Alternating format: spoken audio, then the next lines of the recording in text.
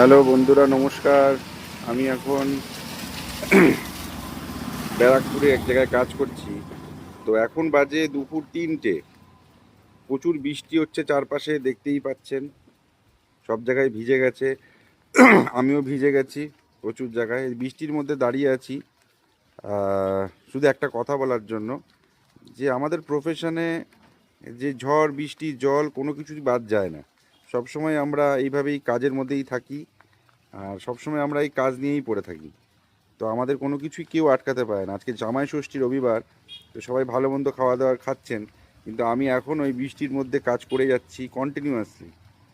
তো দেখতেই পাচ্ছেন, এই যে আমি এই অবস্থাতে এখন রাস্তায় দেখতে পাচ্ছেন পুরো জল চারপাশে, আর আমি এই অবস্থাতে এখানে কাজ করছি, পুরো ভিজে গেছি, পুরো দেখছেন পুরো বৃষ্টি হচ্ছে চারপাশে।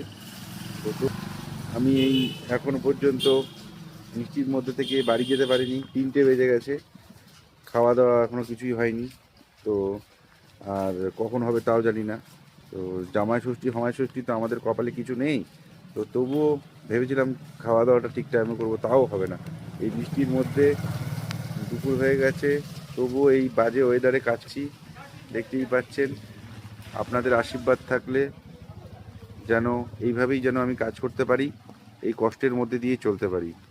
আর প্রফেশনটা কী সেটা আর বললাম না, সেটা শুনলে হয়তো আপনাদের আরও কষ্ট লাগবে। যাই হোক, নমস্কার বন্ধুরা। ভালো লাগলে অবশ্যই একটা লাইক, কমেন্ট আর একটা সাবস্ক্রাইব তো অবশ্যই করে দেবেন চ্যানেলটাকে।